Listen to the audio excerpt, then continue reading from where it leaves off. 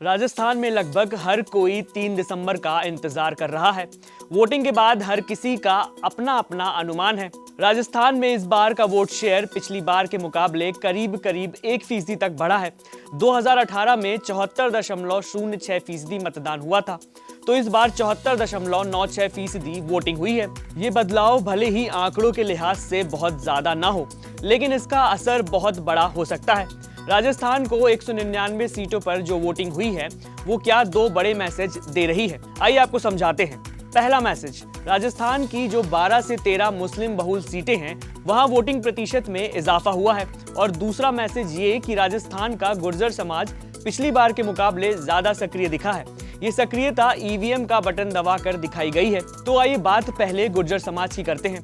गुर्जर समाज राजस्थान की राजनीति में हमेशा से तवज्जो में रहा है। कांग्रेस में इसकी भरपाई सचिन पायलट के चेहरे से होती थी, तो बीजेपी के लिए लोकल लेवल नेता असरदार हमेशा से होते आए हैं। इस बार दोनों ही खेमों में टेंशन है, क्योंकि गुर्जर बहुल इलाकों में वोटिंग प्रतिशत काफी ज्यादा बढ़ा है। राजस्थान की 46 सीटों पर गुर्जर समाज का गहरा असर माना जाता है, और इसमें से अधिकतर ऐसी सीटें हैं जहां वोटिंग प्रतिशत 3% तक बढ़ा है। अब सवाल ये है कि अगर इन सीटों पर वोटिंग प्रतिशत बढ़ा है, तो फिर इसके मायने क्या हैं? आखिर गुर्जर समाज के लोगों ने पोलिंग बूथ पर पहुंचकर किसके खिलाफ अपना वोट डाला है? राजस्थान की गुर्जर पॉलिटिक्स में सचिन पायलट सबसे चर्चित नाम है। ये नाम कभी कांग्रेस को फायदा पहुंचाता है, तो कभी बीजेपी इसे हथियार के तौर पर इस्तेमाल करती दिखाई देती है। इस चुनाव में भी यही देखा गया। पीएम मोदी ने गुर्जर वोट को खींचने के लिए सचिन पायलट के नाम का इस्तेमाल किया। ये बात तो हर कोई जानता है कि साल 2018 में गुर्जर समाज ने एकजुट होकर कांग्रेस को वोट दिया था।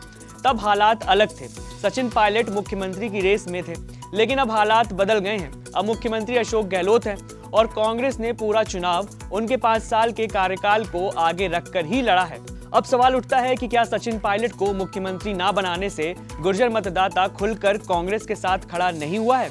इस बार गुर्जर बहुल सीटों पर जो वोटिंग प्रतिशत बढ़ा है, बीजेपी ने सचिन पायलट को सीएम ना बनाने का मुद्दा भी बनाया, और गुर्जर समाज के वोटर के बीच कांग्रेस के खिलाफ गुस्सा पैदा भी करवाया।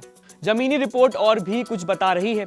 जैसे जिस सीटों पर सचिन पायलट के पक्के समर्थक मैदान में थे, वहां उन्हें गुर्जर वोट मिला, लेकिन जहां गहलोत खेमे के या फिर गैर गुर्जर प्रत्याशी थे, वहां गुर्जरों का एक बड़ा धड़ा या तो बीजेपी के साथ था या फिर निर्दलीय प्रत्याशियों को समर्थन देता दिखाई दिया। बात करें मुस्लिम बहुल सीटों की, तो यहाँ बम्पर वोटिंग हुई। वोट पैटर्न में पहली बार राजस्थान ध्रुवीकरण का असर दिखाई दिया है। अब तक यूपी, बिहार, बंगाल और गुजरात जैसे राज्यों में ही ध्रुवीकरण देखने को मिलता रहा है, लेकिन राजस्थान में पहली बार ये देखा जा रहा है कि मुस्लिम बहुल सीटों पर इतनी बढ़ चढ़कर वोटिंग हुई है। सवाल उठता है कि ये वोट क्या कांग्रेस के खाते में गए हैं या फिर ये बट गए हैं? अगर ये कांग्रेस के खाते में जाएंगे तो 12-13 सीटों पर कांग्रेस को बढ़त मिल सकती है। राजनीतिक जानकारों की माने तो सरकार उसी की बनेगी जिसे गुर्जर और मुस्लिम मतदाताओं का समर्थन मिला हो।